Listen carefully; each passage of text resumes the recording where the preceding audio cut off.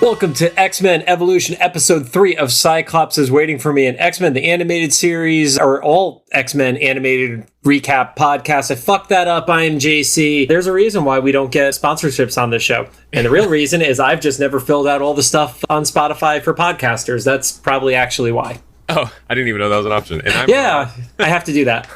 I'm kind of in a similar space. I was just telling John before recording.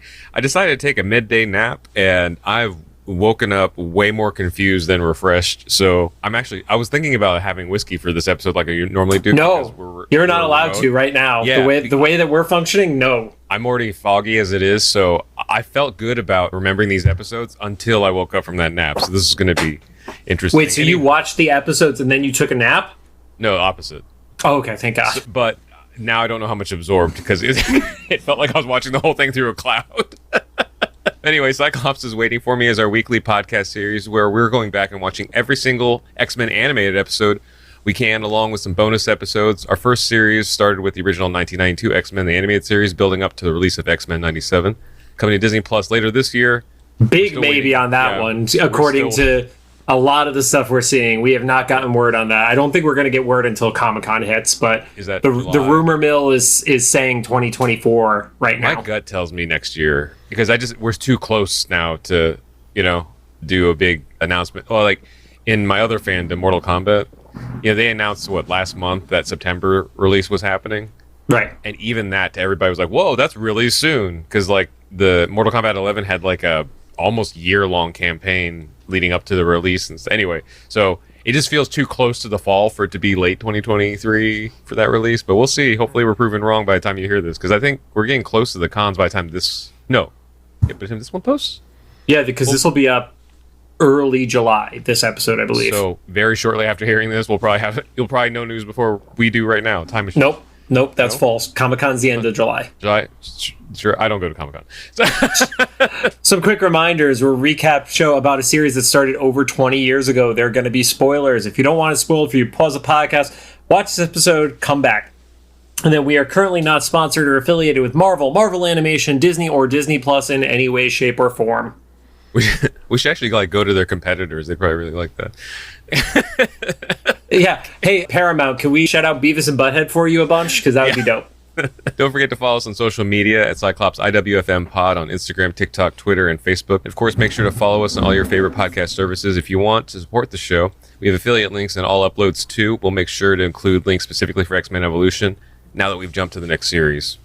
Now on to the show. Today we're talking about Season 1, Episode 3, titled Rogue Recruit.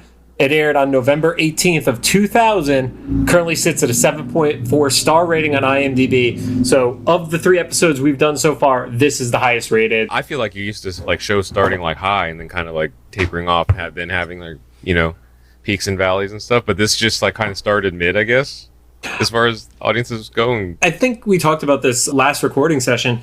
For an animated show, getting in the 7s is still very good. It's not... Yeah. It's not mid. Mid is you're hitting 5s and stuff like that. So I think we just kind of get used to the grading scale of a 7 is a C. And it's no, with TV ratings, a 5 is a C, I feel like. And of course, I knew what this was going to be just reading the title. I would really hope so. This was not a Maverick instance. Yeah, this is an origin story for Beast. But that being said, just as a broad generality, I'm actually kind of impressed of how they changed up the adaptation of this origin story enough to make it interesting. Yeah, and it also has different framing on it because, we can get into the episode. We know that Mystique is in a prominent role as one of the big bads of the season, whereas in X-Men 92, she was kind of just interspersed where needed. She was never the consistent, big villain for them to deal with over time. Yeah. And this, I'm seeing more now why whoever the writers were put Mystique in this role, because it is their key, right? They can literally just turn her into whoever they want to fit the moment. And it's kind of cool having Magneto be the Shao Kahn of Mortal Kombat 1. He's not really there. Right. But he's there. Yeah, and I mean, having watched Wicked Tales of Sabrina, there's so much influence of this show in Sabrina because... there was the big bad of one of the seasons was essentially the principal at the school and twisting stuff from behind the curtain. And it's like, oh, that's literally what Mystique was doing here, where they were the puppet master, and most people didn't actually realize it. So are you talking about the show recently that was on Netflix? Was there? No, the recent dark and gritty one, not the Melissa Joan Hart one. Yeah. Salem, man. That's part of the reason I liked Black Cats at a young age. Funny little circle though. Two of the the evil sisters in, not the Sabrina sisters, but like the three sisters at school. Oh, the trio. Yeah. Two of them have been cast in Mortal Kombat 2, the movie, as Jade and Kitana. It's perfect casting. I mean, I kind of remember their acting. I could see that. Just the way their looks were, I'm like, yes. So it's all connected.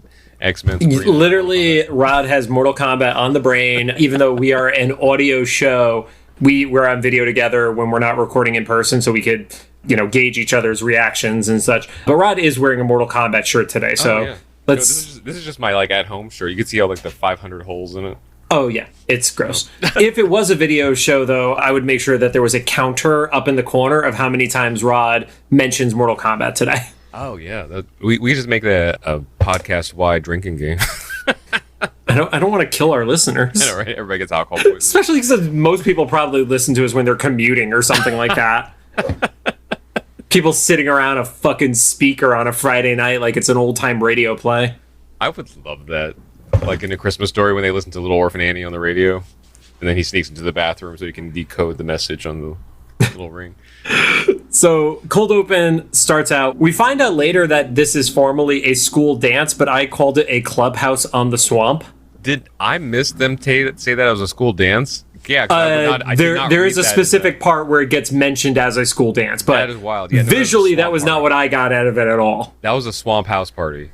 Yeah. That was just a combination of words. I didn't have my 2023 bingo card. And even though she hasn't been called this name yet formally in the show, we see sad Rogue leaning on the balcony wanting to be by herself. Mm-hmm. So initial first thoughts, because I know I've been I've seen a lot of the artwork from this show, and I was in a X-Men versus Avengers short where our Rogue was actually styled after this version of the character. What were your thoughts on the design for Rogue as kind of like the Hot Topic girl? Yeah, it was the Hot Topic, Y2K, very Y2K. But also, I feel like this was how someone wanted to dress in high school, but wouldn't be allowed to in most high school settings. Because she basically had the bikini top or sports bra on, right? With the see-through. Midriff. Was it a midriff? I thought it was a see-through shirt. But it was the shirt was a midriff showing. She wasn't in a bikini top, but she was she had the mesh covering see-through thing. And I just remember, maybe this is a 90s thing and this changed since, but when I was in high school, girls weren't allowed to show their midriff in most school settings, maybe during rallies and stuff. All I know about high school at this point is apparently everybody fistfights their teacher, and I only know that because of Instagram Reels at this point. So World Star. Yeah. I had this preconceived notion going in because everybody always referred to this Rogue as emo Rogue to me. Mm-hmm. And so I kind of got that. They made her extra pale, and so I keep kind of hoping that's going to pay off in a not problematic way, but it's not great so far with the episodes we've seen so far. It's not bad. It's just they're not treating her very well. I think she's just not getting a lot of sun. That's all. Yeah. So we see this, one of the stereotypical jocks who's encouraging his friend. We find out the name of the friend is Cody. Were you just oh no, run away, boy, run away. I just kind of laughed because it's you knew what was going to happen real quickly. It was once again, since the original 92 show was my X-Men Origins, I didn't know if Cody was part of Rogue's canon this, specifically. So I think this is a cool new experience for me because I don't have new, superhero experiences that often anymore. But it was the same feeling you get anytime you see Martha Wayne in a shot. You're oh no! See, I say oh no about Martha Wayne for different reasons because I'm sick of Martha. If we get to Wolverine in the X-Men and there is a Rogue Cody scene, I think it'll be again. So. But yeah, I saw Cody on there oh no, he's a part of that canon of her origin story. Run boy, run. Yep. Yeah, his friend kind of points out to him that he needs to go over there and flirt. He's been checking her out all week, doesn't even know her name. And I'm wait, they've been going to high school together for how long? And here's the thing. My high school perspective is skewed because I went to an all-guys school, and the times where we would see people from other schools would be like dances and stuff like that. I don't know how you could be in the same class with somebody unless you're in a school with thousands of people in your class and not know who they are. That's right. Where were they? This was Texas somewhere? Nope. It was Mississippi. Mississippi. Okay, I don't know what the school sizes are like out there. I just always assumed, because I had a fairly small school too. I think there might have been 400 or 500 students total, and like less than 100 in our graduating class. Right. So same thing. Like we all at least knew someone's name, even if we didn't know them.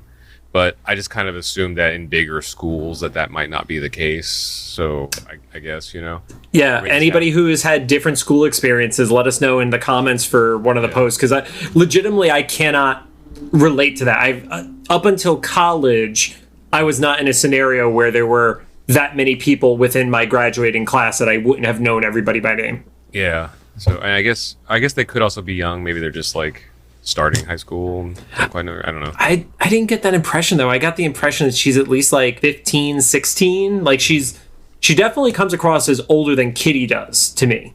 Like at least a year older, Yeah, especially, man, we're going to see more of Kitty, but like I'm starting to like not love her. I don't know if she's just annoying to me. So I think we're going to get on a future episode our friend Kit Quinn, who's from the cosplay community, who this version of Kitty is her version of Kitty.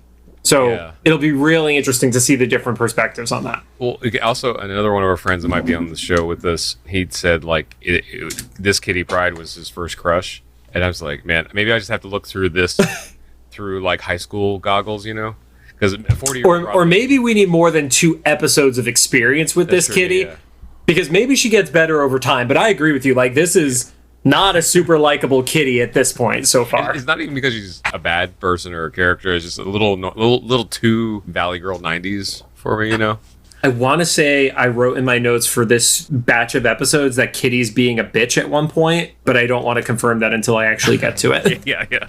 I think it's mostly that her responses seem a little like separated from everyone else's in different circumstances. Like there's like a fight going on, she says some catchphrase. It was just really weird. Cody goes up and the first thing he says is just dance. Like that's how he starts the entire conversation. At first Rogue rejects, he gives like kind of sad puppy dog, and then she gives that why not. We're gonna say this a lot, or I am at least. I'm still getting used to these voices.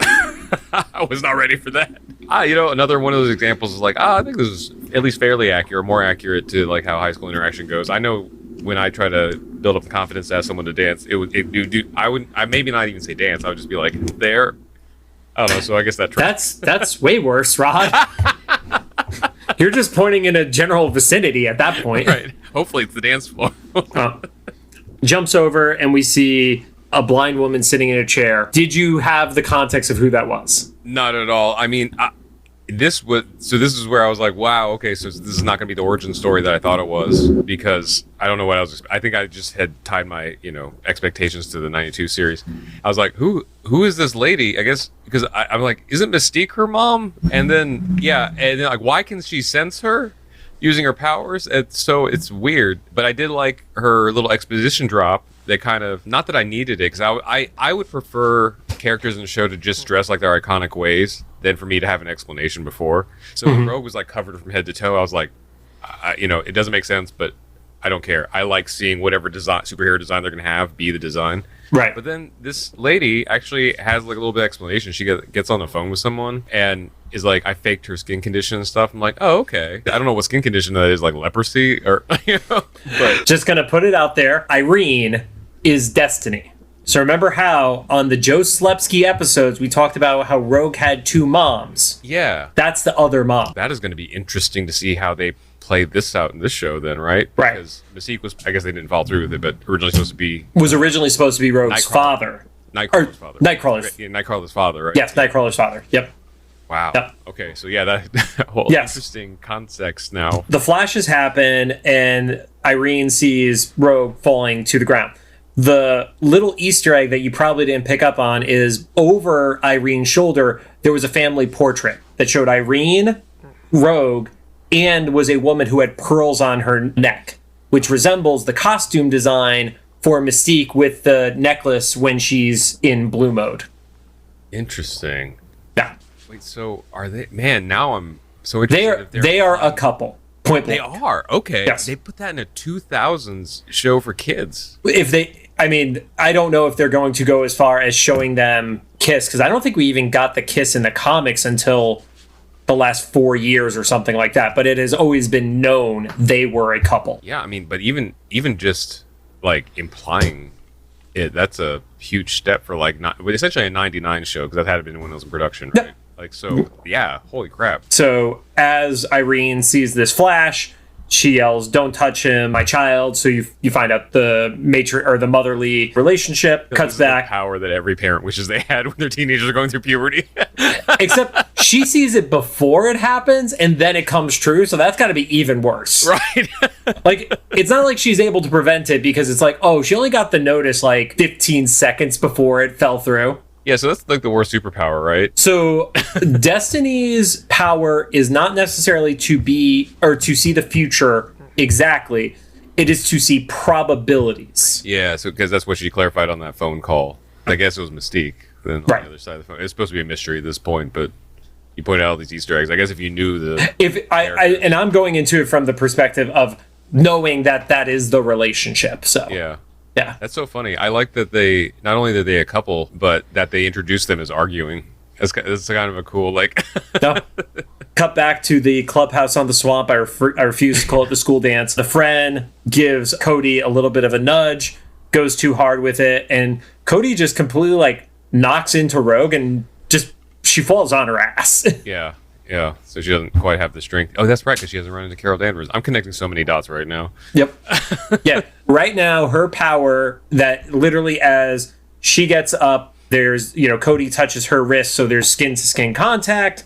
And then the color, the way it was handled, they literally did the inverse, like the negative space colors on them, which now, because of the comics, I only identify as Mr. Negative from the Spider-Man series. Oh, nice. Yeah. Who is also in the Spider-Man video game for PlayStation a few years ago. Yeah. I guess that must be like a preset in like the digital animating software or something. Just like click, click, click. Oh, dude, I can't edit video for shit, and I know how to do that in Adobe. So, yeah. But as that happened, Cody ends up fainting. We saw the scared moment in the last episode with Kitty. This is one of those, like, somebody has their powers happen in a very, very public way, and it's kind of like the are they a mutant vibe from everybody in the crowd. Two things with that. Yeah, that was really interesting to see, because I like I said, I'm so used to the story of like, Rogue and Cody just getting it on like in private, and then she just kind of, jets when he passes out. Second thing, I've mentioned, I think I put this as a note in either later this episode or the next episode, but like, I'm still not quite clear how much the public knows about mutants. I think it is a very, very small percentage, and I think it was still just at that dawn of the internet where we were on it because we were nerds, but the majority of people were not regularly on it. Oh, I mean, like in the show, like no, but that's what I'm saying. I'm saying because remember, if it was written in 99 2000, you and I were this age. We were literally the age of these characters, and most of the people I was in high school with were not regularly online at that point. Oh, okay. So you're saying like this show's happening at the time that it was airing. Yeah, I'm assuming that when we were juniors in high school, Scott was a junior in high school, basically. Yeah. So because I I think in the original '92 series, the first episode kind of made it clear what point of public knowledge of mutants were, and this one is just what makes it strange to me is that people don't seem to know, they don't acknowledge mutants as like an everyday thing, but at the same time.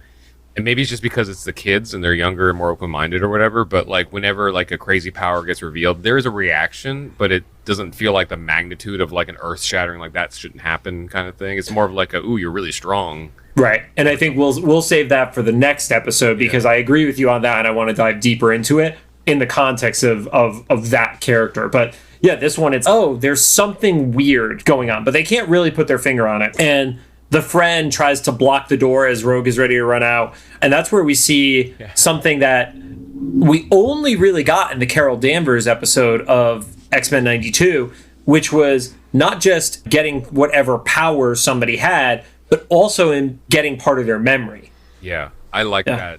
We see that a lot in this episode, is her like having flashes of the other person's life. Yeah, Yep. and she uses her newly acquired quarterback skills to take the guy out. Okay, I don't know football. Was what that friend said afterwards like legit? Like I didn't think anybody but Cody had moves like that because it just looked like she pummeled him. Is there a way to pummel someone in football that's like a unique characteristic? I think it's a like, oh, you're good at football, but I'm pretty sure that the guy doing the Heisman move on somebody is not a unique thing. But I think that was mostly just a story concession of like, Yeah, so they're all like, oh, that's strange. She's just like Cody now. And then she is running off and she's getting freaked out and she's giving the who am I, or what am I? Mm-hmm. So that's another interesting thing that feels like a little bit of a expansion on the Rogue that we knew before, was that it not only does she absorb that other person's personality, but at least at this age, it like almost kind of it's like taking up more space in her head. I'm getting that vibe now that her skill has to be like to compartmentalize that newly acquired thing or something. So that was interesting. Or what I believe that matches up with the comics is it does fade over time as long as she doesn't do like, you know, the crazy power pull like she did to Carol Danvers in both the comics and in 92. So then we see on the phone, Irene is talking to somebody, basically giving excuses as to like, yeah, shit went down. All the possibilities and probabilities I could think of, this was one I couldn't expect. We knew she was going to get powers, but we didn't know when it was going to happen. And then they start talking about like all the ways they've tried to deceive her. Yeah. And I don't think I've ever seen a scenario where the parents, at least in the 90s, probably very different with modern stuff, but the parents were the one who was actually encouraging the kid to go goth. Because Irene even actively says the way she dresses, like she nudged in that direction. Yeah, it's like, make sure she's covered from head to toe. Because now it makes sense because Irene can see probability. Right. She's like, she's probably going to get this like weird absorption power. That was why I was alluding to earlier. Is like I like that it had a little bit of a reason, but also Irene had the thought that I thought when on the phone call she implied that like we were trying to keep her from touching anybody. I was like, a teenager at a party? Have no adults ever encountered teenagers before in this show? But at least Irene acknowledged, like, she's a teenager. It was going to happen. And, you know, she's talking to Mystique, and it's like, Mystique was the one who really should have known better. Let's be honest. Yeah, totally. That's the one who touches literally everybody. Yeah. And it's what I was saying. Like, Irene was like, actually like, so fucking teenagers, man. I can't keep her from touching people. Also, I like the implication that even a mutant with the superpowers of probability and foresight still is useless against the teenager's mind. To be fair, Rogue didn't even try to touch the dude. It was Cody's friend who fucked everything up. Well, that's maybe just as a collective, because I don't know how things weren't too wild for me when I was in high school. I don't know how they were for you, but even then, that felt really unpredictable because it's like the collective of teenagers, you know, especially in the 90s where it was like we were kind of anonymous. So it was the era before everything was recorded. Yeah, so there's like bonfires and shit in cornfields that no one spoke of since then, and most of us don't remember either. Rod, you could have been in a cornfield bonfire last night and not remember it. It's fine. Maybe. I could have been this afternoon. I'm still a little foggy from that nap. So the voice on the phone says that they're coming, and then we get a comment from Irene that Xavier and his crew is going to be coming too. So like they all expect each other now. Mystique is very well aware of Xavier's crew. We don't get the impression that it's the other way beyond knowing Toad, really, because we haven't seen a reveal about Xavier and crew knowing about Lance from the last episode. Oh yeah, except maybe, and we'll see this as this episode and the next episode go along. Maybe that the kids have a hint that something's going on, right? But also mostly because of the events of this episode. Jumps over the mansion, and there's a ninja. Yeah. What were your thoughts on the ninja, Rod? I mean, I felt like it was a setup for just like one of the X-Men. I thought it was going to be a new X-Men, but I was like, this isn't somebody actually breaking in because it has that Danger Room vibe, you know? And also Storm's trying to murder this person a little more than normal. Storm's like defending the mansion, which is an upgrade from the 92 show. They're like defending their place they live. Yeah, not just having it be destroyed every 5 minutes. Right. Although she does kind of destroy it because she like floods not Danger Room part. Yeah, she floods the vents that, you know, this ninja who we find out is Wolverine and just floods all the air vents and then sends him right down into the Danger Room.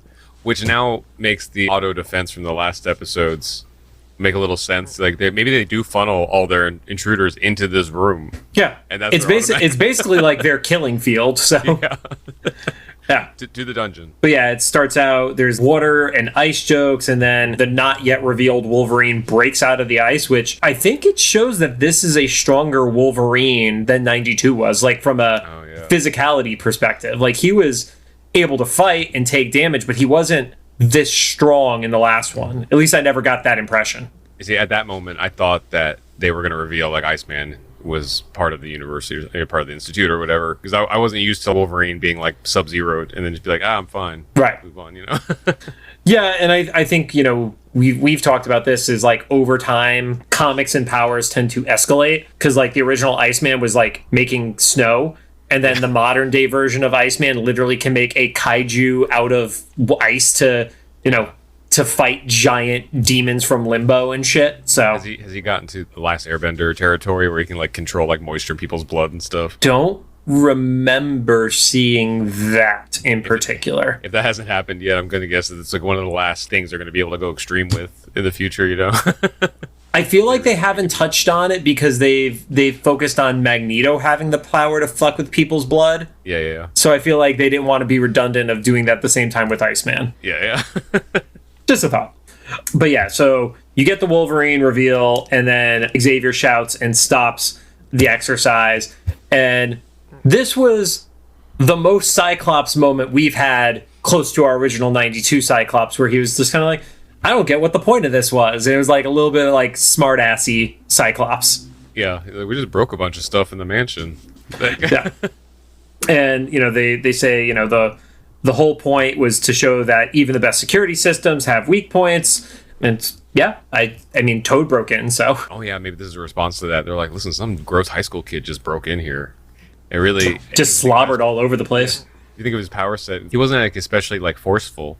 He was just like nimble and drooled. And you see Kitty, and Kitty's like, obviously she's only been around this team for a few days at this point, or a week or so at most, because she's still creeped out by everything. Yeah. And nobody else is. Everybody else is cool and chill, and she's just like very judgy. She's like, isn't this weird? Nope, just me, okay. Kitty's like freaked out, and so Kurt's like, this is my chance. So he starts flirting with her while she's like getting freaked out by all the like everything she just saw. Because I guess even though we're used to seeing it, if you think about guy with claws just parkoured his way in, this woman who controls weather is controlling weathers indoors.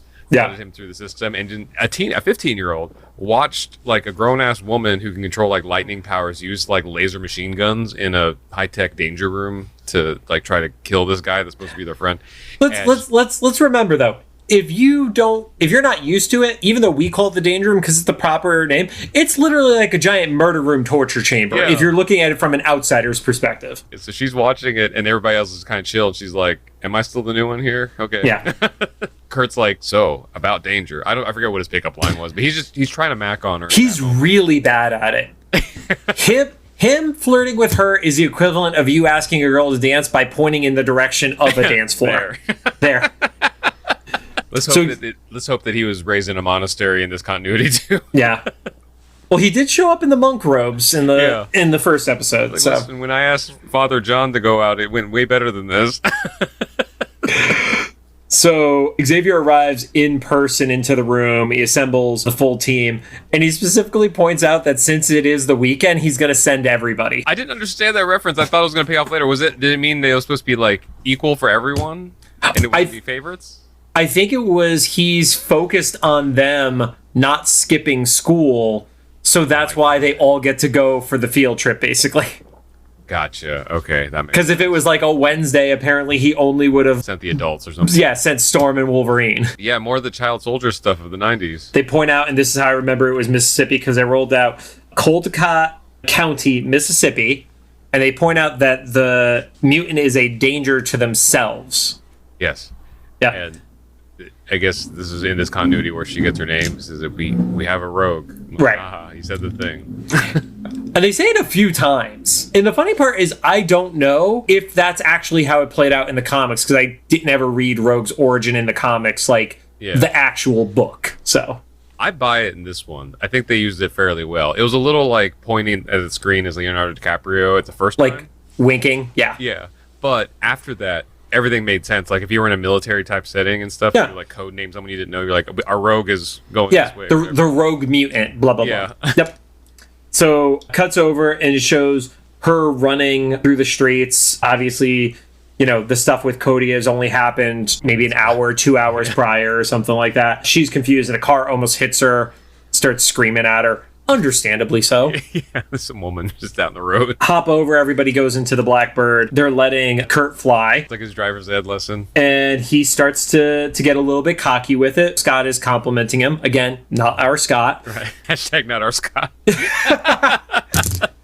Oh, that'll be great when we have our friend Scott on. There you go. And he starts flying using his feet. Yeah, the Cyclops is like, oh, okay. Okay. It's like he got grossed out by it. It was like, Yeah. oh, I have to put my hands on that. I wonder if he thought the same thing I thought. I was like, oh, wait, his feet are the same shape of his hands. I mean, I probably thought of that 35 years ago when I saw the action figures and such. Yeah. He also has a suction cup on his knee? He had the suction cups on his knee, which was great for playing with, horrible for display. Yeah. And also those things, those are the plastic materials that turned like yellow over time.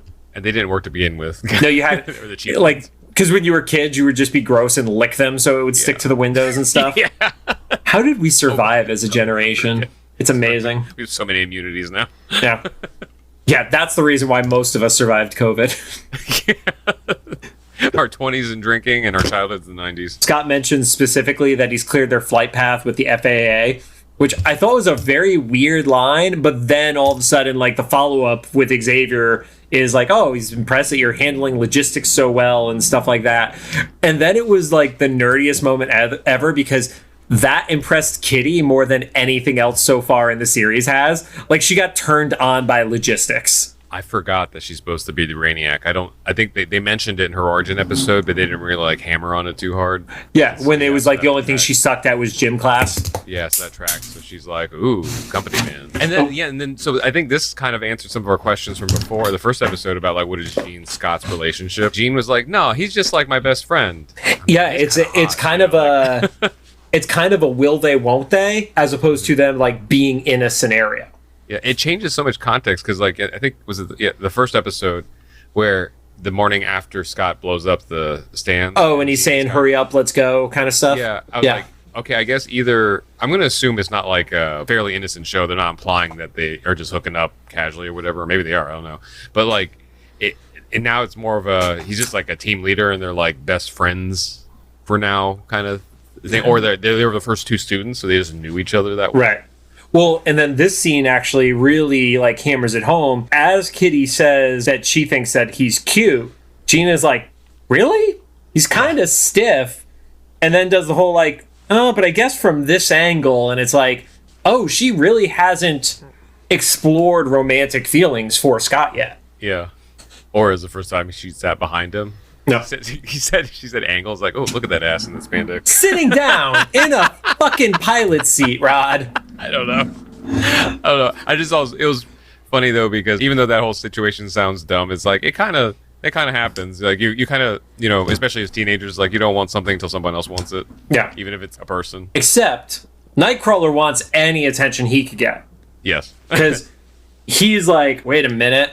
And then he decides he wants to teleport and hang 10 on the nose of the jet. I didn't know what the goal of that was. I guess it was just to get Kitty's attention outside, but I don't know what his game plan was once he was outside.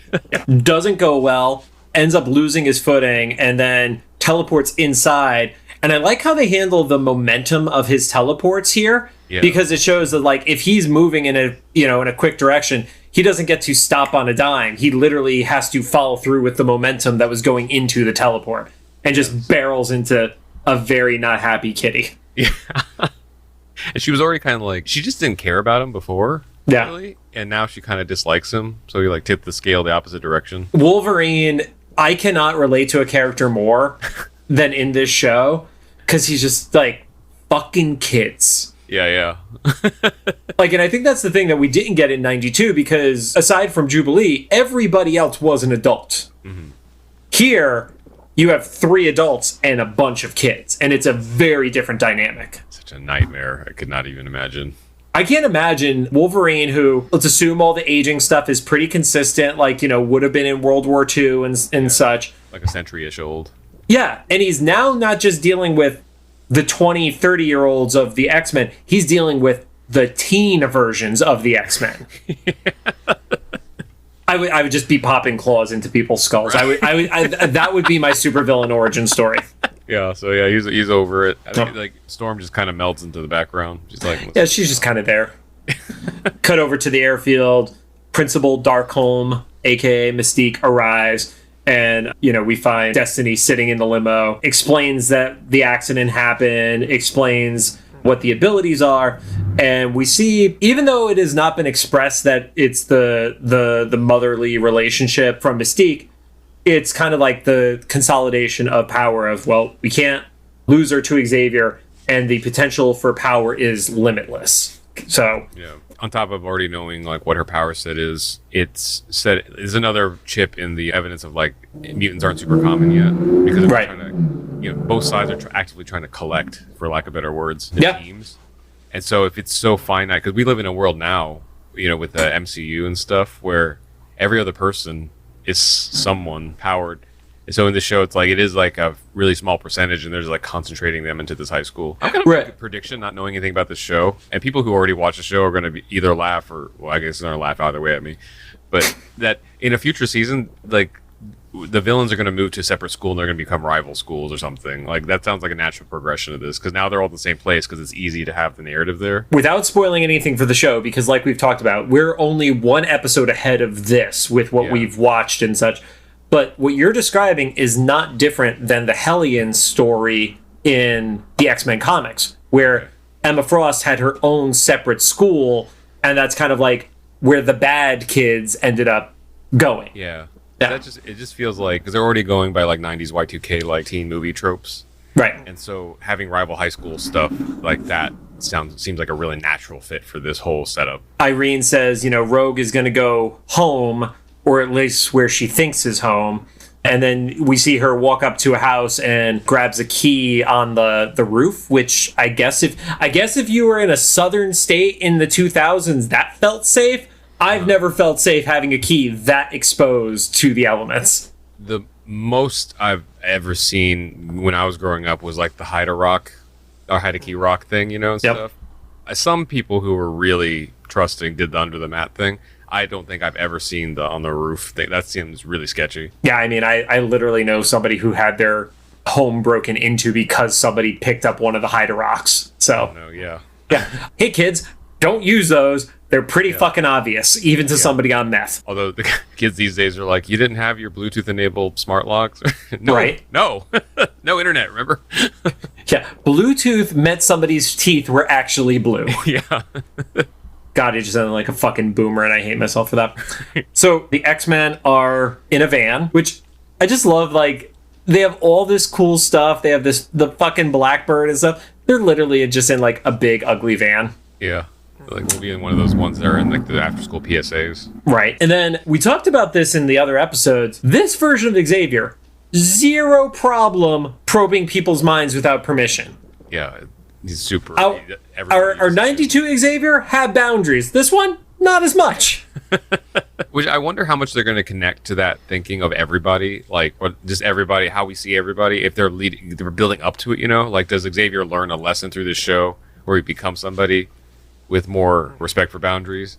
Or is this just a new Xavier that he's just this way for this show? There are different iterations of how Xavier has been read and written in the comics, and I've seen more of the Xavier who lives in the gray versus the, White Knight Xavier. That's at least what I've read, because I started reading in the 90s, so he had, that was post-Jim Lee era and stuff like that.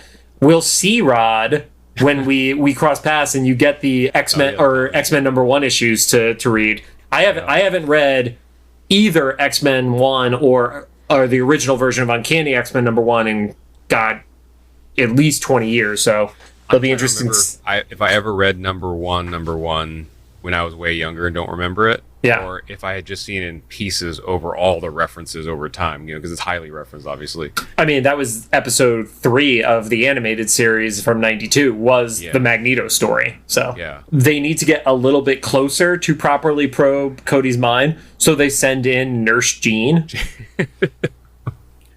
So Jean has to really, I mean, they're probably not even thinking this much, but I was going to say, like, we were wondering about her age in earlier episodes. She has to be old enough to pass off as, like, at least an RN, right? Or practitioner or something. Like, yeah, I mean, like, you could say, like, maybe, like, Candy Striper, but, like, the way they're talking to her, it's like they're inferring she's a nurse. So Jean has to be, like, a mature-looking 17-year-old is how I interpret it. Something, I don't know. Yeah. We won't think that hard about it. But, yeah, she goes in there. I guess she's, like, an antenna for Xavier. An antenna for Xavier. Well, because he's like, I need someone to, like, he basically says he need, like, his reception doesn't go that far. Yeah. And then they show her and then it works. I was like, okay. No, you're not wrong. Just the Rod Kim phrasing of stuff is amazing at times.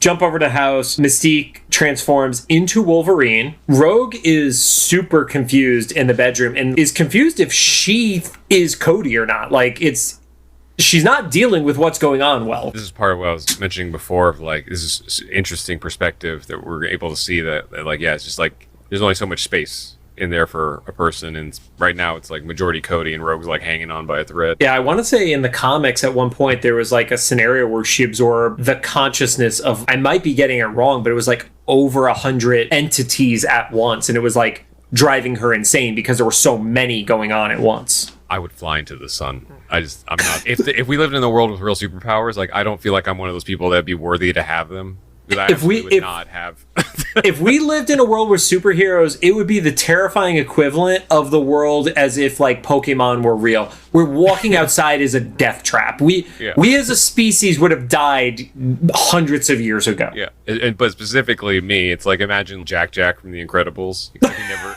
outgrows his irresponsibility. Like, that's like me with superpowers. Like, you think I have discipline to learn how to use any of that stuff? So Rogue kind of, after hurting Cody inadvertently, decides to destroy Cody's room. Mystique as Wolverine jumps in, does like the diving, attack as Wolverine.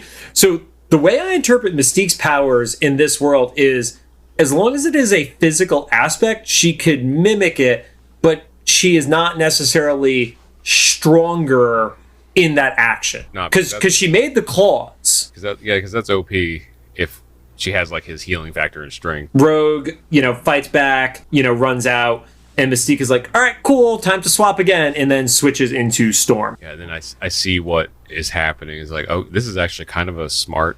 it's a brilliant plan. Yeah.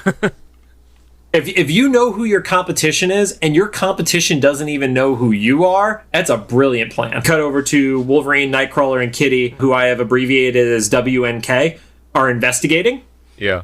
And then Wolverine, this version of Wolverine, I feel like we get a lot more of the references to him having a strong sense of smell than we did for most of 92. And he says he smells fear. Oh, that's right. Okay. Because I thought it was... Because I guess fear has a pheromone effect or something like that. Yeah, or we learned something about Wolverine is what he's into. He's like, ooh, fear. There's a comment about using a lightning bolt, and Mystique throws a flashbang. Yeah, so that goes your thing about, like, she can't replicate the powers. Right. Just like the appearances and clothes, apparently. That's always just been a given. But, like, the flashbang thing's interesting, and it's a cool thing for us to see. But then, obviously, if you're Rogue and you're already having, like, a psychotic break and running away, you're not going to know the difference. Right. So as that happens, Rogue ends up landing in front of Irene. Obviously, she recognizes Irene somewhat. Was that actually Irene? I thought it was Mystique. No, that was Irene. Oh, it was? Okay. That was Irene, yeah. Wow. But Irene is in on it with Mystique because they're like, yep, you need to try and remember what's going on. And she's like, oh, you're being hunted by the X-Men, who are mutant hunters. So obviously there had been enough discussion that the word mutant is something she recognized quickly without questioning it.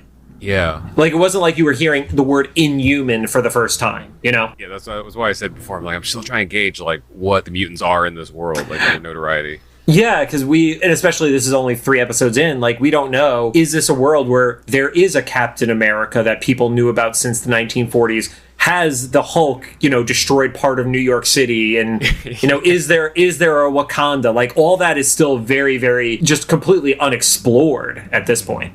So Also, framing the X-Men as who they are, basically, because I guess they're not wrong either, though, because they're not hunters in the sense that they're trying to kill them, but they're tracking. It's not far off. Yeah, it's just they haven't gone to like Craven the Hunter territory. Yeah. Which, by the way, to date the podcast when we recorded it, I saw a shot from the set, and I really hope that is an early part, like pre-origin story Craven, because it literally just looks like a dude in like a leather vest, and it was the most anticlimactic set image I think I've ever seen. That's the dude from Kick-Ass, right? Sure. Yeah. I don't know. And actually, wasn't he Quicksilver too, or am I thinking somebody else? Anyway, but this is a Sony movie, right? Yep. So it's Morbius verse. Yep. I'm thinking Morbius quality, so that sets up expectation. Which, two things I have not watched: Morbius or Get Out. I can tell you which one of those I think you should see if you're going to pick one. Yep. Get high, watch Morbius. Got it. Right. It's not even fun doing it that way. It's so bad. I tried. If you can't enjoy that on edibles, you should not be watching it. But Irene also mentions that they have a friend who can help, and we know that that's obviously some allusion to Mystique. At that point, Wolverine runs into Rogue's field of vision. Rogue, understandably, scared shitless of them because they, in Rogue's mind, just tried to kill her. Yeah, she pulls like a glove version of Cinderella. Yeah, so because Irene was holding Rogue's hand when Rogue ran off, the glove came right off too. So it's kind of like that Cody moment where we're like, "Oh, shit's gonna go down." Yep. But to his credit, as sucky as he is at flirting, Nightcrawler read the room perfectly and was able to say, let me do this, dude, because she's scared shitless of you. Yeah, so I gotta give Kurt credit for that. And also, was it he that said that he needs to change his appearance, or somebody else mentioned that to him? Because he decides to go in, like, incognito. But somebody suggests, like, know, also let's add another layer of comfortable to this. And He basically says, let me try, and then he switches to... Oh, Wolverine says to switch his appearance to help. Yeah. And then he basically says to look after Half Pint, which is his affectionate nickname for Kitty. Yeah. Kitty's still like kind of just over it. Kitty does not want to be there, man. She just is like, fuck these people right now. So Nightcrawler meets up with Rogue and starts showing the teleporting, but isn't showing the blue. Yeah. And he admits that, he used to be at a point where he was scared to show his face, which was, absolutely alluding to the fact that she was going to see his face in a few seconds. There was no way you were going to say that line and she was not going to see you as a blue boy. And then Kitty fucks up and Kitty tries to tackle Rogue. And then we see Rogue, because she still has Cody's memories and skill set. Cody, also apparently a wrestler. Yeah. Because she literally does like a little like shimmy judo thing and just throws Kitty off and ends up hitting Nightcrawler's watch, and then he goes blue. Mm-hmm. And then there's a face touch, and then she just teleports, and Nightcrawler passes out. Rogue teleports to some like random graveyard? Apparently there was a graveyard just in that suburban area. That's how I interpreted it. So that kind of stretches the explanation from the 92 series that you and... Which one of the Joes was with us on the... Slepsky. Yeah. We were talking about like where it kind of has to be within thought or line of sight, So, or Rogue just got lucky because... It was the Rogue got lucky. Because she didn't teleport into like the middle of a mausoleum or something, or a correct. Yeah, like she was not encased half in a brick wall or anything like that. Yeah, ends up in a graveyard, speaking German, and the phrase that she actually says in German is "I can understand German." Like that's the phrase that she says to herself, and then she starts like jumping around and teleporting some more. Which sounds like I think that's the power we all wanted to have as kids when we watched X-Men, right? Nightcrawler seemed cool and like teleporting seemed fun. She had the reaction that I thought we would. Okay, this tells me it's a slightly different version than the Nightcrawler from the comics, because she doesn't go through the little bit of limbo every time she teleports, because that's the part about Nightcrawler that's fucking terrifying. And she does a comment that like she smells like brimstone and sulfur and get nauseous from doing it, which is like the negative part of, aside from being the blue demon looking thing, the negative part of Nightcrawler from the comics is he literally goes into limbo in and out when he teleports. I would love for them to reveal later that Rogue is so goth or emo or whatever that she's just at home when that happens. So she's actually spending like days in there at a time. It's just like this time dilation, like I'm with my people. To her credit, as much as she already fucked up by doing the tackle, Kitty's like, shit, what do I do? maybe if I think loud enough, Professor X is going to hear me. Yeah, because she's kind of hopeless. It's just her and Nightcrawler, and Nightcrawler's passed out. And they're the two youngest team members, I think, that we know at this point. Right? They're definitely the newest. I also get the impression they are the youngest as well. Yeah. Yep. So she's like, if I think hard enough. No. So Wolverine crosses paths with Professor and everybody else, and basically is like, yep, they ran that way, came back to get you guys effectively. Like, Wolverine was tailing but not doing a great job. And then Professor X notices that Cody's brainwaves are not present anymore. Which, when he said it that way, I was like, does that mean he died? That's a wild... I don't know if this is how it's supposed to work in the 92 series or other iterations of Rogue, but it's not that she just made a copy. Well, maybe she didn't make a copy, but that she's emanating a person's consciousness. Like, actually absorbing the consciousness, not just duplicating it. Yeah. So when, like, she's in a place after she's absorbed somebody, she reads psychically as the person she absorbed. It's just like, I don't know if that's always how it's been, but that's a wild way to think about it. Right. It depends on who's written it, because I've seen it written in both versions of it. But yeah, and effectively, he's like, could you stop screaming? Oh, to Kitty, yeah. Yeah, and this is no disrespect to Lenore. Lenore's screams were epic in 92. If Kitty's yelling right now, this is the least annoying teenager thing that I've seen. Like, Kitty's not bad right here, so. Yeah. No. It's also, like, psychically or whatever in her head, so he's just like, oh, shut up. I love this version of Xavier is not like, come, my child. It's like, shut up. Yeah. So Mystique is at the cemetery, hiding behind a gravestone, and that's when Jean arrives. Because of the absorption of Nightcrawler, Rogue knows that she's Jean. Mm-hmm. And Jean makes a good point of, like, he's like, well, if you know my name, then you know me, so you know that we're safe. Right. Which is great logic, except for the fact that Rogue is so new to these powers that I don't know if she trusts what she's absorbing fully yet, which I think is completely understandable. Like, I actually would say Jean handles it basically perfectly of like, here, take this, we're good. It just gives a communicator to Rogue, which like import... thing. The neuralizer. Yeah, like the wipe your mind thing. Yep. But she also does it great where she's like, take this, no pressure. Jean is the best of anybody on this team of communicating. And I don't know if because she's an empathetic person or because she's a telepath and that made her better at interacting with people, but she's so much better than everybody else in this fucking team is. Yeah. Like, it's absurdly better.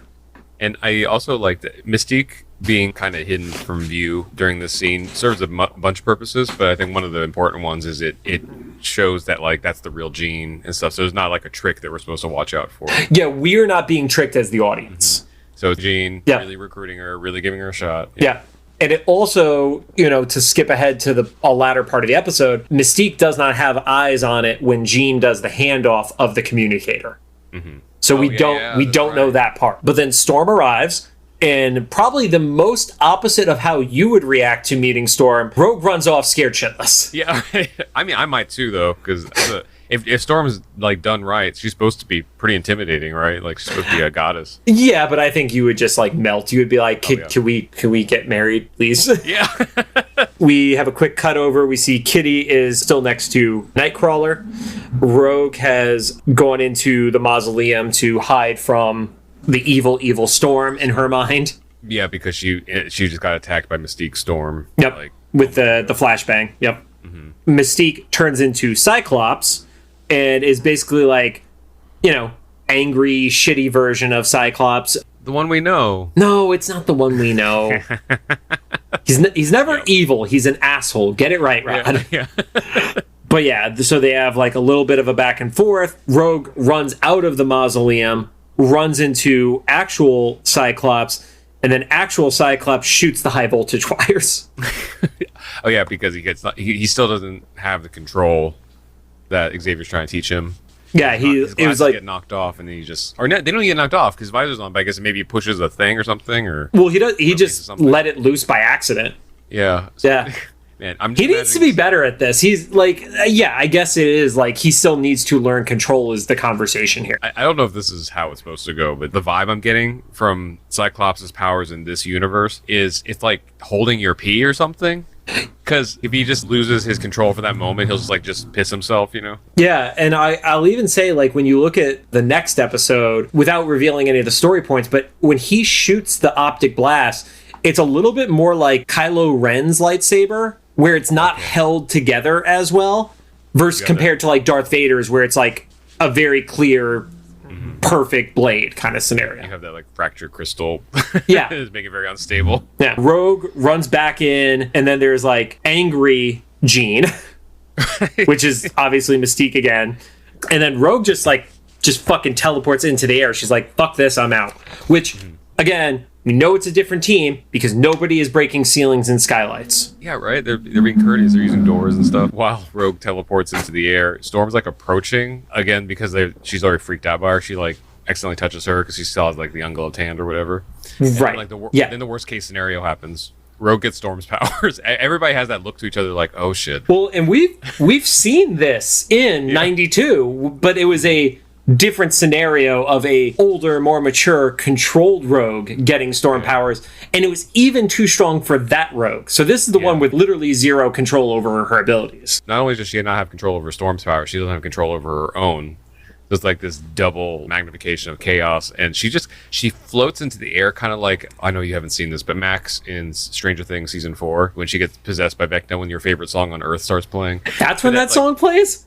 It's one of the so like it's like when Max getting possessed situation, or any of the kids that get possessed in Stranger Things situation. So it's like I would say it's a little more like the third impact from Evangelion, but sure. Okay, yeah, I haven't watched that, but it's like that. The power is so untethered. It's like if Storm was doing all the work to keep all the power contained.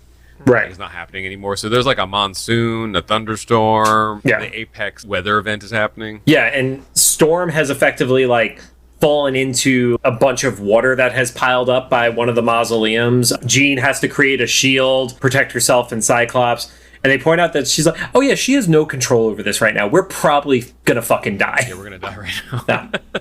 And then Jean also rescues Storm, and there's a passed out Storm. Well, Cyclops runs over to get Storm out of that giant puddle, grabs her, and then Jean raises them all up very quickly, which I don't know why Jean just didn't raise up Storm from the water. I don't know why Cyclops felt the need to run over there, and then she had to save all of them. But they're still working on their team skills. Their tactics are not as strong at this point. Yeah. So in the midst of all the chaos, Rogue just suddenly teleports away. It's kind of unclear if it was intentional or if it was just a result of having so much like chaos happening in her head. But she's gone. The crazy weather thing happening just immediately stops because she's not in proximity anymore. I guess that's how it works. Yeah, which we've seen that with Storm in various iterations where if Storm was to leave something quickly, the control that they have over the weather would disappear with them. So. And then Wolverine mentions that he sniffs and he smells Mystique. So, the X-Men get there first of all, and then Nightcrawler's still out cold. Xavier is like, we kind of fucked this up. We need to give her time, and definitely suspects that somebody else is involved. Then Wolverine sniffs a little and says, "Oh, it's Mystique." And I think this is the first time we're hearing them acknowledge Mystique, right? The X-Men? Yes, and it's specifically Logan who does. So there's a history with them. I mean, obviously, Mystique knew about Xavier because the last episode is like, I bet, or 2 episodes ago, I bet you wiped your mind. First episode because it was about Toad. Toad, yeah. It was like, I bet you wiped your mind. So we knew that, but yeah, so the X-Men have had like an actual like interaction with Mystique at some point. At the very least, Xavier and Wolverine at minimum. So yeah, but yeah, Kitty wants to follow, and they're like, no, we have to take care of ourselves first. We have 2 passed out people, right? Yeah, we kind of fucked up. Kurt wakes up, and Kitty is actually excited and welcoming to him and not awkward, and I don't want to say like hateful, but just also like she's not creeped out at least anymore. I think at this point we kind of I think this is what they were going for, was that especially with like the character that's always supposed to be the over studious student, they has like kind of a mask of disgust with someone, and like this like kind of traumatic experience like takes that down. So she's like, oh no, I kind of did care about you, and so when he wakes up, Kitty's like, oh, my fuzzy elf. And the most awkward thing with Cyclops, he mouths fuzzy elf. It was so funny because I know that there's not a subtle way of animating that in the style that they've decided the show to be in. No, because we don't get the level of mouth movement that if somebody is just pantomiming it, it's not the same. And it's like, did they forget to give Scott dialogue here? It was, because his jaw just drops. Yeah. He's like, fuzzy elf. I get it, man. It's like the fist bump under the table, like, yeah. Yeah. It was hilarious. So, jump back over. Rogue is talking to Mystique back at Bayville and just be like, yep, welcome to school. You gotta wonder if some of the students are starting to catch on. A bunch of, like, very strange kids are starting to enroll in the school. Right? Like Toad was already there. We know that Lance has just joined, so I don't know, maybe Lance knows how to keep his fucking mouth shut. Now there's the new goth girl. Yeah. Also, like, wings of the building are, like, getting destroyed every couple weeks. Well, what have we had? We've only had the principal's office and the hallway. No, the principal's office was the... Oh, that was the other show. That was the other school. That was Kitty's school. I keep mixing those up. Yeah. Okay. I don't know. Okay, so we'll see, I guess. Yeah, I mean, we've only had the faulty gas tank at the football game. Oh, that's right. Yeah. And then we see Magneto arrives. I can't figure out, is Magneto a psychic representation or is he appearing there physically? I think it has to be physically because he's moving like the paper clips and shit. Yeah. Yeah. He has the presence that the Netflix Marvel shows had of the Purple Man with David Tennant. Where he's like in the shadows. I think it's even more ominous than that though, because Tennant's Purple Man, he had no power beyond mind control stuff. Yeah. Here he's like appearing out of shadows like fucking Dracula style. Yeah, and we haven't even seen his face yet. That's how like in the shadows he is. Yeah. Everything's kind of darkened in. His face in this is kind of like the worst episode of the animated series with Jubilee's Fairy Tales with the robots that you don't see inside the helmets. Yeah. I personally, so far I like how ominous they're making Magneto to really set him up as being the big bad. Right.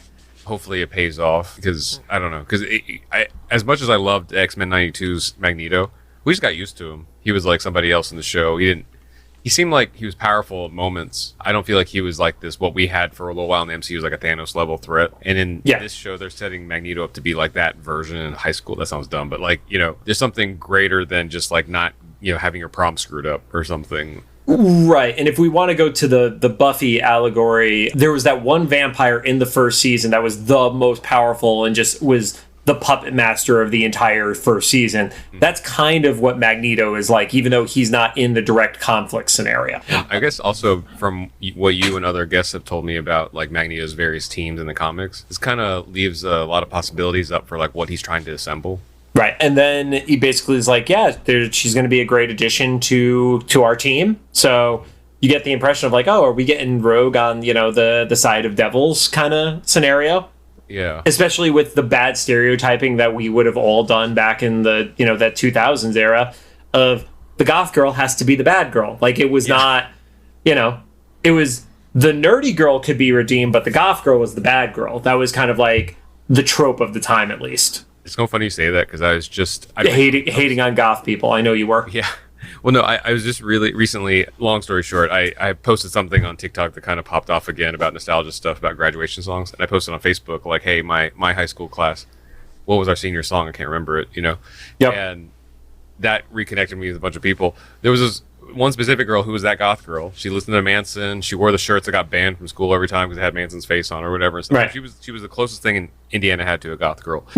And then I'm like catching up with her on Facebook. Girl got married last year, has gone into like youth ministry. It's like, it's so, I was like, good for her, man. It's the inverse of what her personality was back then kind of thing. Yeah, I was like, yes, you never know, you know?